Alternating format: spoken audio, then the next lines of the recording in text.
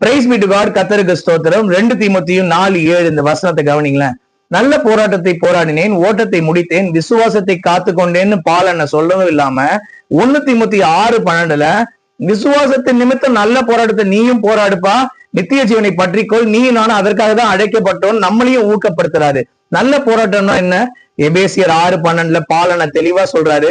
மாம்சத்தோடு ரத்தத்தோடு இந்த போராட்டம் இல்ல, இப்பிரபஞ்சத்தின் அந்தகார லோகாதிபதியோடும் வான மண்டலத்தின் பொல்லாத சேனையோடும் உனக்கு எனக்கும் போராட்டம் உண்டு. ஜீசஸ் 40 நாள் வனாந்திரத்துல உபவாசம் இருந்த போது பிசாசு வந்து இயேசுவை உயர்ந்த மலையின் மேல கூட்டி கொண்டு போய் லூக்கா 4:5 நீங்க படிச்சு பாருங்களேன். இந்த உலகத்தில் உள்ள எல்லா ராஜ்யத்தையும் ஒரே நிமிஷத்துல சுத்தி காமிச்சு இது எல்லாத்தையும் நான் உமக்கு தரேன், நீங்க என்ன வணங்குங்க அப்படின்னு சொன்ன போது இயேசு அப்பாலே போ சாத்தானே என்று சொல்லி பிசாசை விரட்டினார். பிசாசு இந்த உலகத்தின் பெருமை, இந்த செல்வத்தின் பற்று, இது எல்லாத்தையும் நம்மளை காமிச்சு நம்ம டைவர்ட் பண்ண ட்ரை பண்ணுவான். ஆனா பாரமான யாவற்றையும் நம்மை சுற்றி நெருக்குகிற பாவத்தையும் தள்ளிவிட்டு விசுவாசத்தை துவக்கி அதை முடிக்கிறவராக இருக்க இயேசு கிறிஸ்துவை நோக்கி நமக்கு நியமித்திருக்கிற அந்த நமக்கு நியமித்திருக்கிற ஓட்டத்துல பொறுமையோடு ஓடுவோம், நித்திய ஜீவனை பற்றி கொள்வோம். அதற்காக தான் நீங்களும் நானும் அழைக்கப்பட்டிருக்கோம்.